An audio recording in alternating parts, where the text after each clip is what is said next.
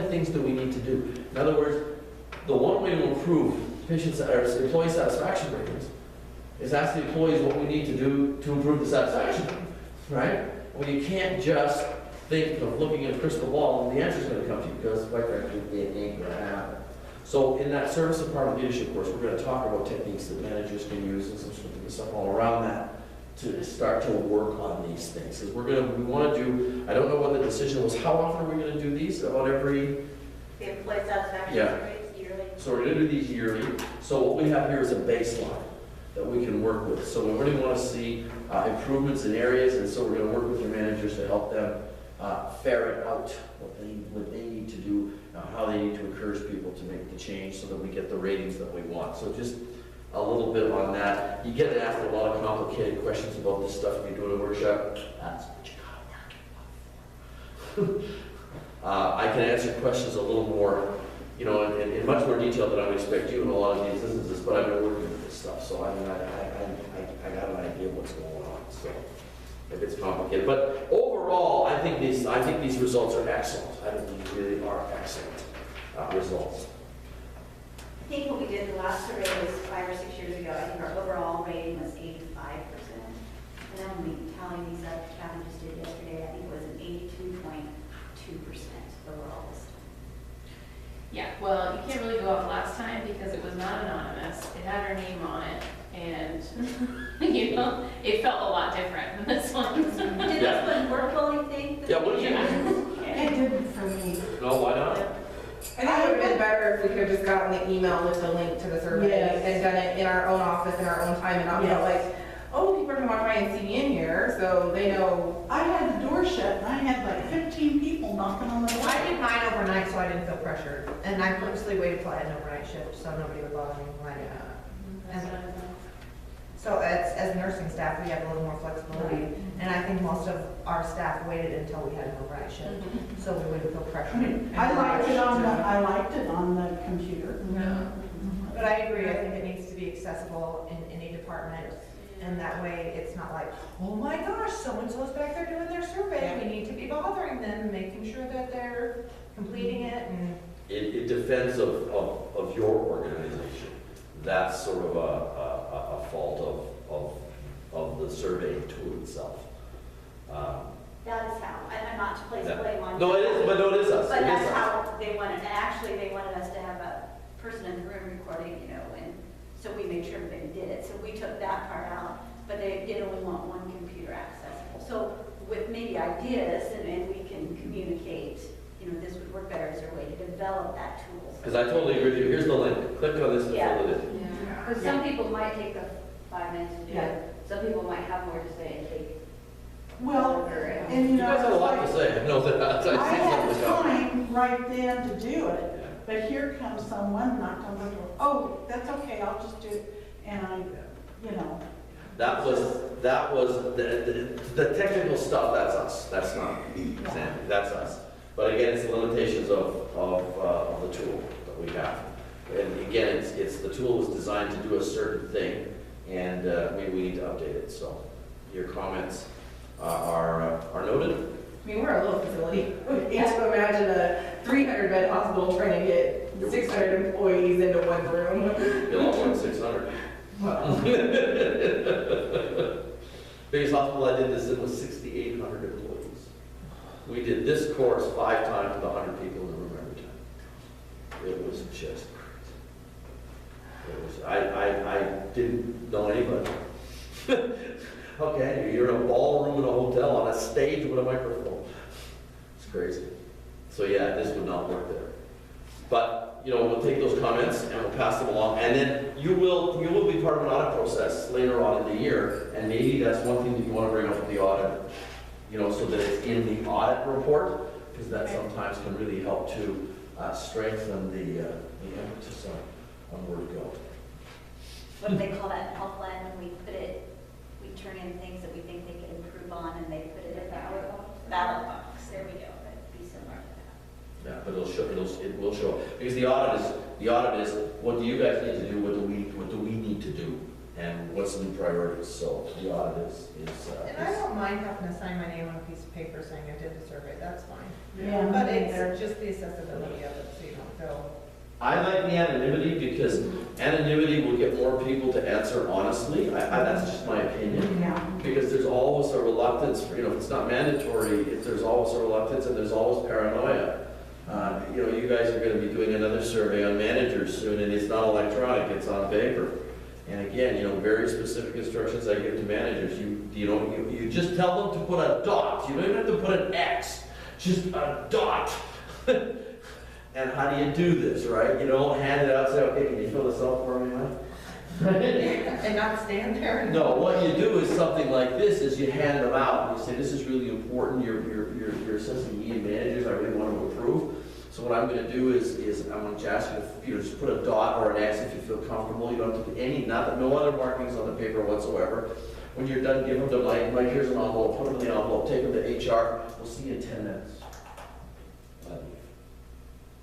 Right, so I have no idea what goes on, you give the stuff to Mike, he puts it in the envelope, he takes it, I only see the result. That's anonymity. And doing it that way, managers get really great results. I mean, they don't get great results, they get great feedback, which eventually leads to great results in some cases. And in some cases, it leads to new and interesting opportunities in other places. Anyway, I'm way off topic here. So let's reel it back. So any questions about employee surveys? I'd say overall results were very good. But as always, there's some areas that we need to improve. And we'll talk to your managers on what they can do to help you move along with that. All right, attribute number 3, systems for consistency.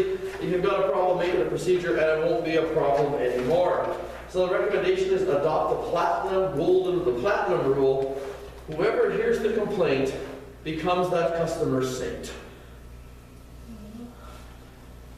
Or adopt practice the golden rule, mess up, fess up, and dress up. So the recommendation is put your service recovery policy to work for you and your customers. So some fast facts.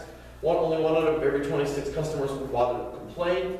And if we could respond within 24 to 48 hours, 98% will stay with us because they realize, hey, people make mistakes, not a big deal. They recognize that they're doing something about it. An average hospital has 6.6 service problems per inpatient, according to the Healthcare Advisory Board. So let's talk a little bit about service excellence. Okay, so why is service recovery important? Because what do we do when something does fall off the rails, and what can we do to make it up, so to speak, to the patient when things happen? So the first thing we have to understand is avoid service excuses. So don't use, we're short-staffed or we're so busy today. Nobody cares. And quite frankly, if you weren't busy, they wouldn't need you. How's that for some tough love? Okay? Do use things like, it would have been better if that didn't happen. You're right, this is a real problem. Here's what I'm going to do about it. The situation will be fixed. Here's what I'm going to do so it doesn't happen again. The power of service recovery. 12 people tell 12 others about negative experience. And people who start out mad or help to feel better tell 10 others about the positive experience. Because where's your reputation made? Word of mouth. Pardon? Word of mouth. The baseball diamonds, the football fields, right? The church basements, the parking lots at the grocery store. That's where people are talking about you. It's the word of mouth that's so critical. So we like to use the thing that care makes a difference. So care, the C in cares concur. Acknowledge their concern, complain or grievance, let them be right. Above all, don't say yes but, because when you say the word but, it negates everything you've just said. I appreciate you bringing this to my attention. The A is apologize without blame. Don't blame peers, the computers, or the customer. I hate it when somebody says, I'm sorry, Sam, it's in the computer, but where is it? Take it apart, show me, prove it to me, where is it? I guess that, drive me crazy. She's learning today. Calm down. Don't say it wasn't your fault. Speak from the heart. I'm sorry it happened. It's not the hospital's way. Here's what I'm going to do to make it right. The R in care, respond. Tell them what you can do, not what you can't do. This is what I'll do. Utilize your hospitality or fix-it kits. And we'll talk about those in a bit. And then finally, this E in care is extend. Thanks for taking time and effort to let you know. So how else can we improve? So the hospitality kits and the fix-it kits, okay. So, they will include, depending on the kit, all of this stuff. Thank you cards, free meals open to the cafeteria. I guess it's pizza day the day everybody wants to get the free meal, is that the deal? Okay, good to know. Free movie tickets, chamber box, crossword puzzles, children's books, candy bars. You need to make sure the candy doesn't go bad, and you gotta make sure you're not giving it to a diabetic. Come on now. It's more revenue. I was at a. Job security. Yeah, that's true. I was at an event on Saturday, and they had this little thing, and it was 3 prizes. So the top prize was a box of donut holes. You know what I mean by donut hole? Yeah. It was about 20 donut holes. Second prize was a box of 10 donut holes. And the third prize was just the donut. And the guy who won the third prize, this sugar-coated sweet pig is a diabetic. He said, I really appreciate the prize, but I'd die if I ate it. Anyway, I know you guys are going to be careful about that. Ice cream cone, GCs to the dub. I don't understand what that means. Gift cards. Oh, gift certificates. Okay, so what's the dub? Is that a local? You don't know the dog? Hey, I'm waiting till tomorrow, but fill me in now. All right? It's where you go for ice cream here. I didn't know that. It's only open 4 times a year. Closes what, November, October? And it opens in March. So it's open now? It's open now. They have good burgers, really good ice cream. Nothing good. It's our version of Sonic. Yeah. Which would probably be better, because I'm not big on chains. I'll be honest, when I go somewhere, I don't like to eat at chains. I want local. Oh, this is very local. Because I know you guys pointed me to a place in Pell City. Gas station's gonna be a chain. You call the tub to place an order and they say, oh, do you want your normal? There's a couple of restaurants that we go to as a family, and again, they're just the mom and pop joints. And the waiter and his wife, like the husband and wife, he's the waiter, she's the cook, and he gets the order screwed up, and she looks out of the kitchen and she goes, oh yeah, and he goes, she says, never mind, I'll write the bill out when I finish cooking. So it's the same kind of, that means it's a good place. Yeah. All right, well, that's good. That's good to know. That might be a place to go tomorrow. After the party. Yeah, because it's not open today, it's Wednesday. And they close at 7:30. He was able to go before the party. We have to go on your 2-hour break. Oh, well, we could do that too. Figure something out. Yeah, I heard the hospital was good customers yesterday. So closed on It's Wednesday. on the weekends too. All right. Okay. No, what I mean by change, even like I say in Finland, right? So I'd rather go, if there's a local place like the Dub there, I'd rather go there than to McDonald's or whatever. Oh, yeah. Oh, we don't have to keep it McDonald's, so. No, you don't hear it. I'm talking about good There's a like. steak place in Goodland. Pardon? There's a good steak place on Main Street. Is there? Yeah. There's a good steak place here, right across the street. Is it closed on Wednesdays? No, it's open. They're well known. There's a great place, because we went to Bird City, we went to a place in Bird City, it was excellent. Yeah, the lady who used to cook there owns this place. Oh, okay. Well, maybe I have to try it. Good, because I'll probably eat dinner before I go back. So, I'll have dinner tonight to take off. All right. Just back to this. Let's not get into cooking. I like to cook, by the way. My wife this week, because I've been home a lot lately, so my wife this week will finally appreciate me, because what the conversation at breakfast, just as getting ready to leave to work, is, what do you want for supper? And you order, and I make it. Right? If I don't have it, I run to the grocery store, get what I need, and I make it. So this week, she's on her own for 4 nights. I hate it when I do that, my husband says, oh, I don't care. We have some cereal. Yeah, but that, you know how you cure that? You cure that by making something you like and he doesn't. Because that's what I do. What are we having for supper? Hot dogs. Hot dogs!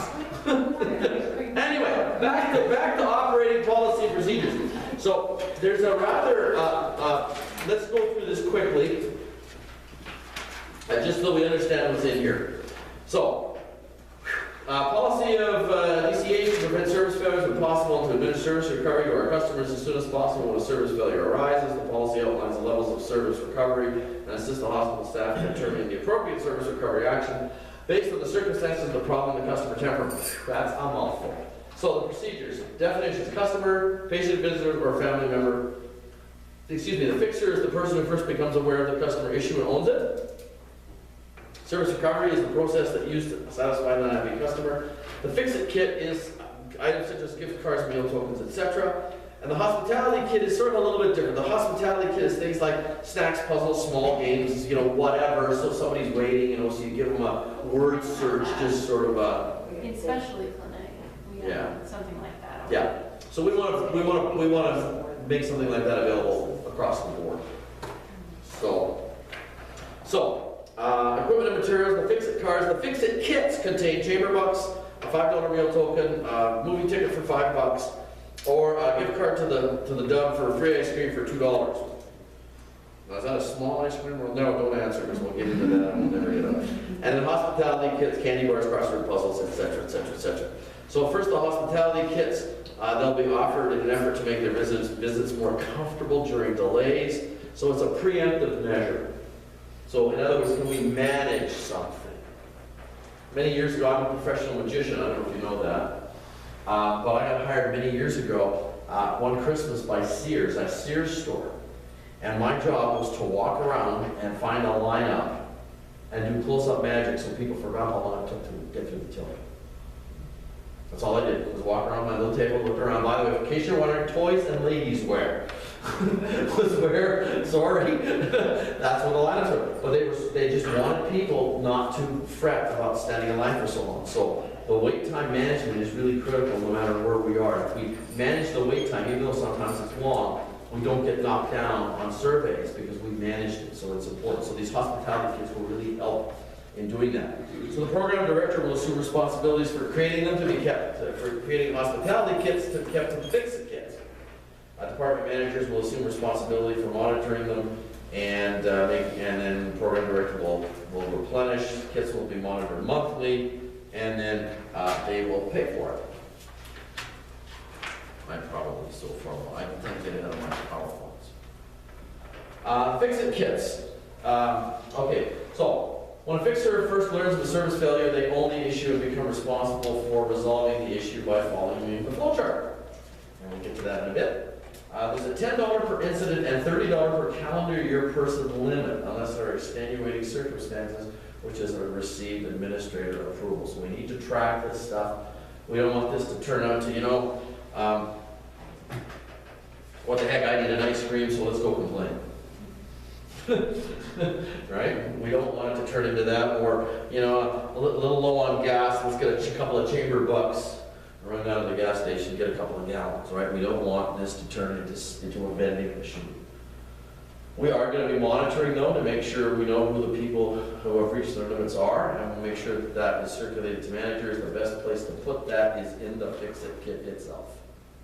So we're not running around looking for information. Department managers will print the email, place the fix-it kits, yeah. And then, of course, you've got to check. So you've got to complete a fix-it card. We'll get to that in a minute. Director, supervisor, verifies there is one fix-it card for each Let me try this again. One completed fix-it card for each missing fix-it kit item. Whew. At least once a week, the director or supervisor will forward a completed fix-it cards to the program director. Quality improvement compiles and analyzes the information from the fix-it cards and has the authority to audit use at any time. Here's why we have to track this stuff, okay? And that's what this fix-it card is all about. And it's not nearly as complicated as you might dread. But the thing is this. Sometimes, like sleet, it happens, right? Sleet happens. And when sleet happens, it gets really mucky and ugly, and it can pile up, and everybody's shoveling their way out and all the rest of this stuff. But eventually, it goes away and we go back to normal. There's nothing you can do to prevent sleet. You just have to manage it. And that happens. This stuff happens. There's nothing we can do about it. It's one of those things. But the reason we want to track this is something happening over and over and over and over again. And if that is happening, then we have to say, why is that happening? And how can we eliminate that? So that's why it's important to track incidents from the fix-it cards. Sometimes it can be a huge insight, a huge window to see why are patients rating us poorly on overall. Like you just never know what's going to come out of the fix-it kit. The dollar values are always much less than what the CFOs are always dreading what this is gonna cost, and it's always less than what they think. But it's really important that we track, and it's a really very, very, very key listening tool.